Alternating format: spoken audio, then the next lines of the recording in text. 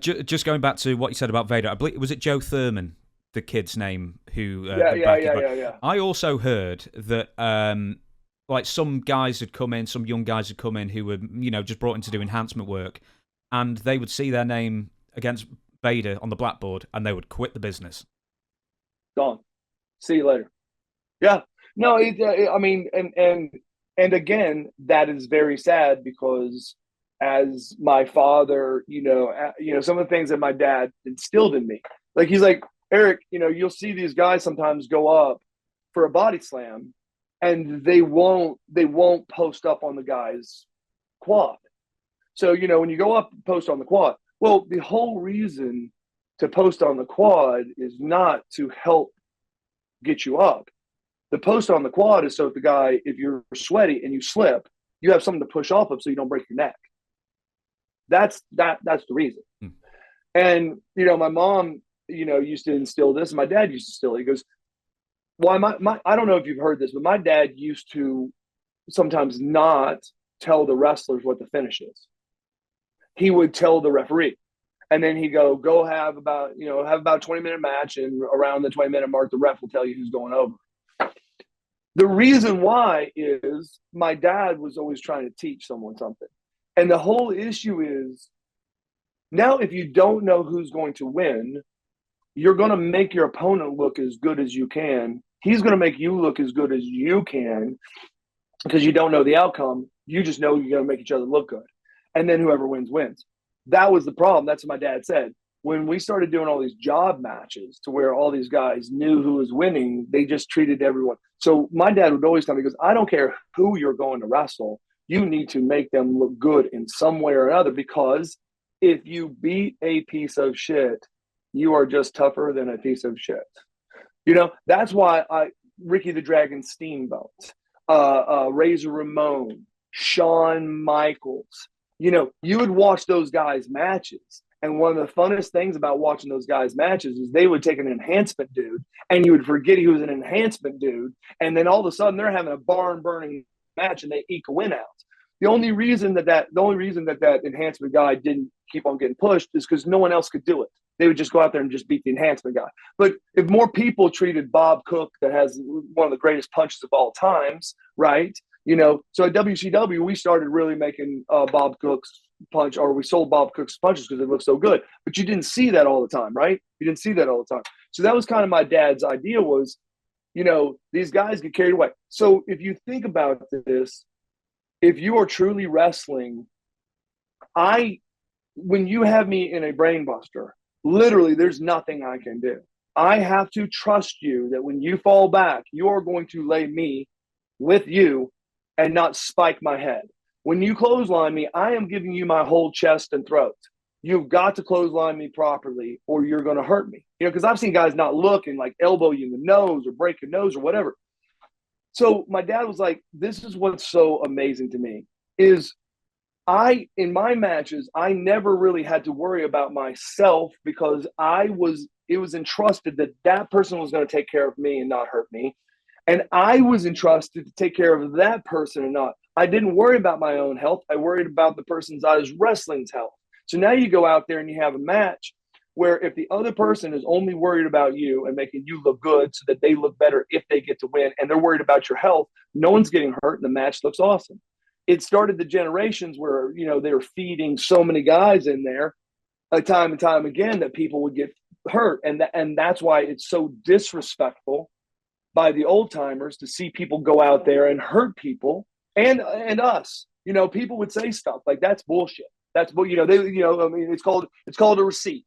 Someone nails you, you've got a receipt to give them a payback sometime down the road. And there's no there's no date on that. It could be a day, it could be a year when that receipt comes, right?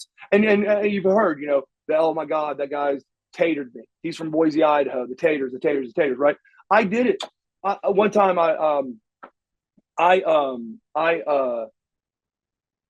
oh my God, what was it with my spinal cord? It was I had a spinal cord injury.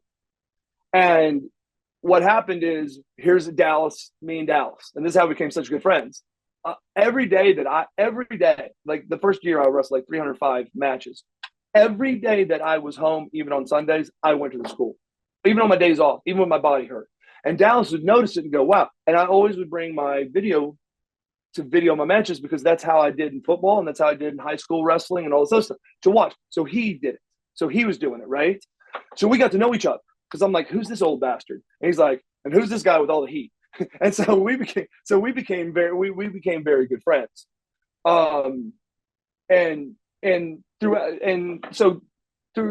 Throughout our careers and watching, we learned very early that we were in a crazy, crazy time where they were hiring so many guys that truly did not know how to wrestle. Good looking guys, Van Hammer, Mark Romero, Johnny B. Bad. When he came on the scene, he'd never wrestled. I don't even think he watched wrestling. Neither did Hammer, right? So what would happen is we would get in there and we would hurt each other occasionally, me and Dallas, because we were trying to be so snug. So when you go to throw someone out of the ring, okay, so if I say, hey, I'm gonna toss you out, and I'm not saying toss you out like I'm down and you go to grab me and I grab your tights and throw you out. The rule is to fall perpendicular with the ropes and pull the person out. So they don't blow their knee or ankle stepping on you going out of the ring. That's the reason why.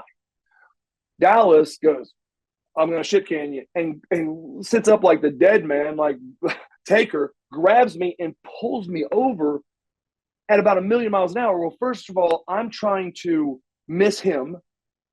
He is like jerked me out as hard as he could because the adrenaline's going. Well, what happened is as I'm trying to miss him, the ropes hit my hands. Okay. And so now my hands go like this, straight into the steel barricade, head first outside. Boom. So now the ref comes out, Erik, and I'm seeing stars and the concussion. And so I stressed my spinal cord. So the next day we have TV. And so we flew in. I didn't see him after the match. He didn't see me after the match. And I'm like, bro, I got a receipt for you. And he goes, bro, you got a receipt for me. I got a receipt for you. I go, bro, you almost broke my neck. I was at the hospital all night. They don't even want me to wrestle, blah, blah, blah. He goes, bro, look, hear me out. He pointed at his ear. Listen to me. Do you see how black this is? His effing ear was completely black. And then there was this god-awful purple and some green. I go, what happened to you? Did you get in a fight afterwards? He goes, no, that was one of your punches the last night. I punched him in the ear so hard, it blacked his – and I'm thinking to myself, I am so sorry, right? So he stresses my spinal cord. I hit him in the ear to and you know how hard it hurts when you get slammed in the ear, right? And so there was a lot of guys out there learning at a fast pace on TV or in big shows. And the last thing we wanted people to do in the audience was start booing or saying boring or whatever. So then we overcompensated a lot, like running our shoulder into a turnbuckle 10 times harder than we needed to, or punches, or a lot of slaps, or God forbid we pick up a chair. And, any of us picking up a chair, we knew we were going to give someone a concussion because we were like, swing it. The only one that loved it was like Mankind. He's like, hit me as hard as you can. And you don't put your hands up back in those days either, do you? No.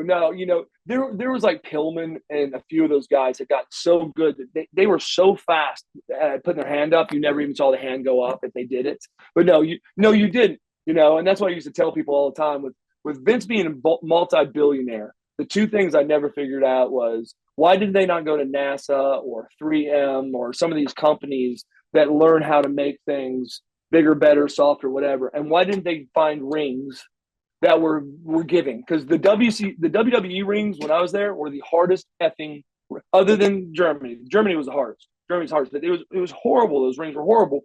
And I asked Vince, he goes, well, the reason why is I love doing battle royals and Royal Rumbles. So I make the ring stiff enough to have 20 guys in it. I'm like, yeah, but we're not doing that 95% of the time. He goes, yep, but when I need them, I got them. I'm like, that's I mean, to me, I was like, as the athlete, I'm like, that doesn't. And then the next thing is, why in the F are we using real chairs?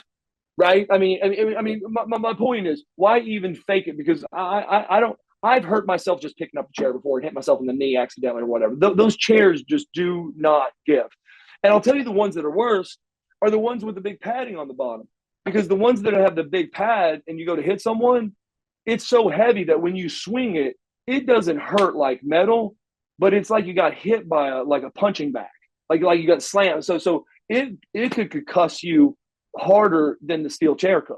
The ones with the big pads. So yeah, very interesting. So again, we were talking about receipts and with Dallas Page and stuff like that. So there were receipts, but only time you ever gave a person a receipt or is if they were just ridiculously out of control, all the time. I will shut the podcast down in 1 second. I'll just tell you this, is that the reason that the WWF ended up changing the rings in like 98, 99, so I've heard, is because Vince McMahon himself started getting into the ring, and then he started taking bumps, and he just took one and went, fuck that, and then that's when he had all the rings redesigned so they were a lot softer. Worse on your knees, but softer to bumping. I never had that luxury when I was there. They were brutal.